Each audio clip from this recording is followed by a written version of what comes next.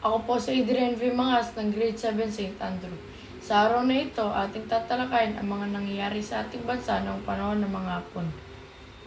Dekada 80 na ang nakalipas, ngunit hindi lingid sa ating kaalaman ang mga pangyayari noong panahon ng World War II kung saan sinakop ng mga dayuhang Hapones ang ating bansa.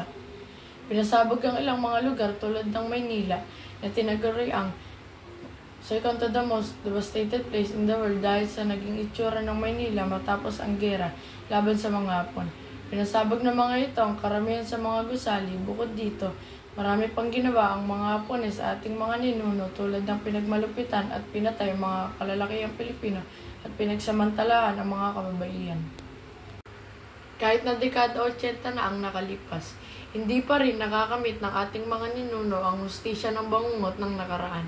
Tulad na lamang ng Malaya Lolas na isang grupo ng mga kababaihan sa lalawigan ng Pampanga na dinanas ang kalupitan at panggagahasa ng mga dayuhang Hapones. Ang ilan sa kanilang mga miyembro ay namayapa na. Ang ilan ay buhay pa, ngunit may hina na ang iba at may mga karamdaman na. Kahit na sila ay matatanda na, sariwa pa din sa kanilang isipan ang kanilang dinanas sa kamay ng mga Hapones.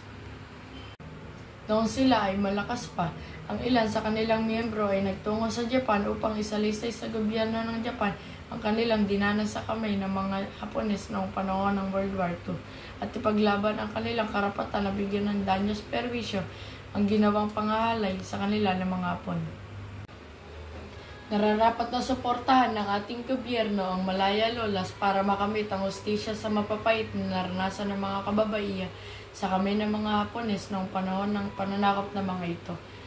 Hindi dapat baliwalain ng ating gobyerno ang ganitong usapin dahil ito ay parte ng ating kasaysayan na dapat protektahan at ipagtanggol ng ating gobyerno ang mga mamamayang Pilipino sa kamay ng mga mananakop.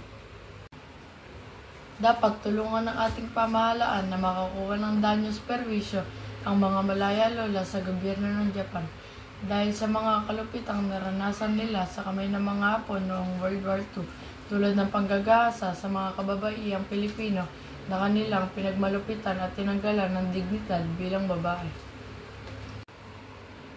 Ako ay nalulungkot sa naranasang kalupitan ng ating mga ninuno sa kamay ng mga dayuhan.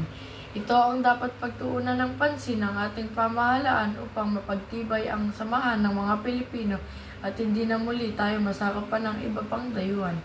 Dapat tayong magtulong-tulong upang patibayin at patatagin ang ating gobyerno. Dapat nating pag-aralan ang ating kasaysayan dahil ito ang nagbubuklod sa atin ng ating mga ninuno. Ito ay nagbibigay sa atin ng inspirasyon sa buhay at upang tayo ay magsumikap na makamtan ang ating mga pangarap, kaya lagi nating tatandaan na habang may buhay ay may pag-asa. Ang aral na aking natutunan sa dokumentaryo ng Eyewitness na 80 ni Autumn Orulio ay dapat nating pahalagahan ang ating kasaysayan. Huwag itong talikuran bagkus ay ipaglaban. Igalang at irespeto natin ang ating kapwa anuman ang kanyang karanasan sa buhay. Muli, ako nga po pala si Adrian V. Mangas.